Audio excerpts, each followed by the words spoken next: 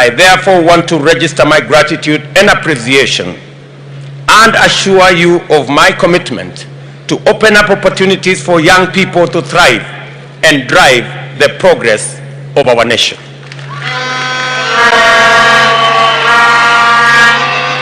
For me, this moment has been long in coming.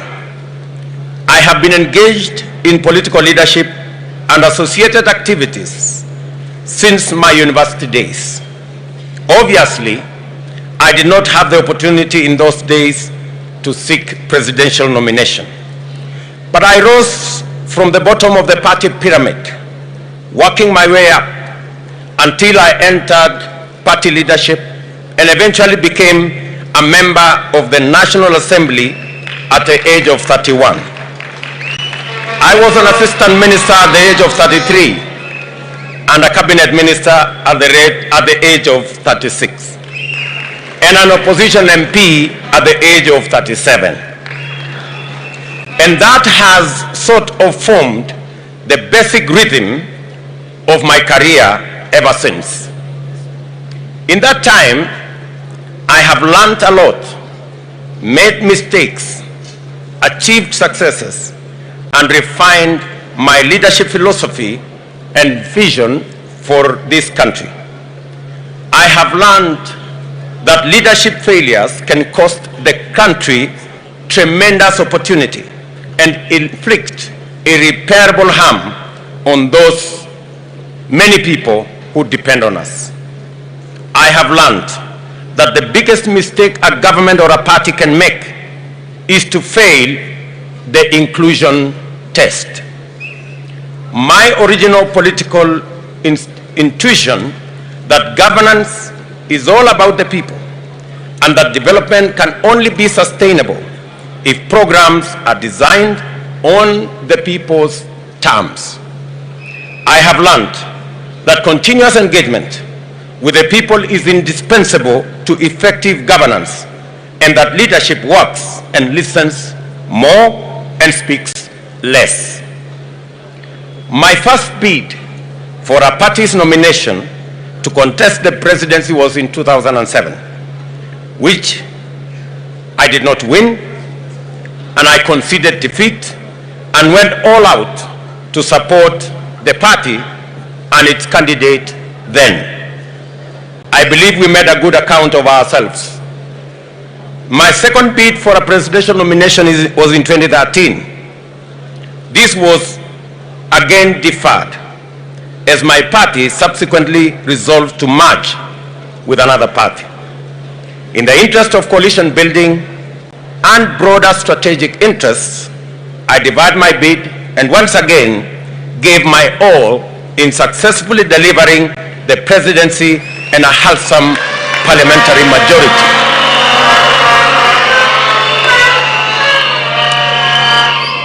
Today, I know without any shadow of doubt that the time has come to represent the hustler nation. The time has come to go all the way to the finish line and secure the place of the hustler nation at the decision-making table.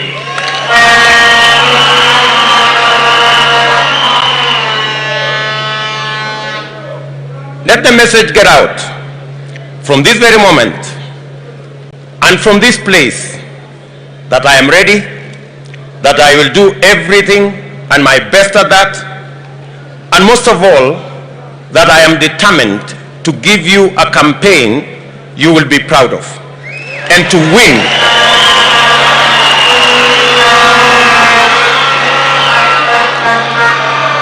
And to win for our party, our coalition, and for the people of Kenya. Let the word reach out to our friends as well as our rivals that we are prepared and we are inspired to do all we can to go to every place and to work with everyone to open the doors of inclusion, opportunity, and enterprise in order to move Kenya to the higher level. After all, this is what hustlers do every day. Let me state a fairly obvious fact. I am the first elected and serving Deputy President of Kenya. It has been the honor of my life to be elected to this position, and I will forever remain profusely thankful to my friend, President Uhuru Kenyatta, for a successful working partnership in 3 elections. I have discharged my duties faithfully, and there is not a single task that the President assigned me which I did not execute in full.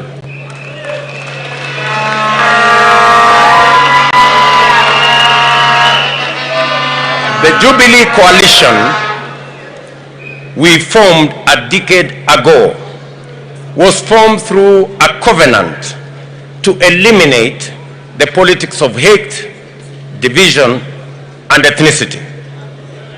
Political competition organized around ethnic division is toxic, yet many politicians accept this to be the essence of democracy. Our covenant formed the foundation of a new approach, issue-based politics, institutionalized through national political parties. We succeeded in demonstrating that democracy does not go hand in hand with chaos, confusion, or instability. We have shown that democracy does not express itself through discrimination, exclusion, division, suspicion, or conflict. In government, we focused on delivering those projects and programs that would enable the state meet the people at their point of need. Therefore, we swiftly transformed the country through unprecedented investments in infrastructure as the springboard to effective, efficient, and sustainable service delivery to all parts of Kenya. As a result, we built a new, modern, 700-kilometer long standard gauge railway, constructed 10,000 kilometers of new tarmac, and connected 6 million people to electricity. We also set up 150 technical training colleges.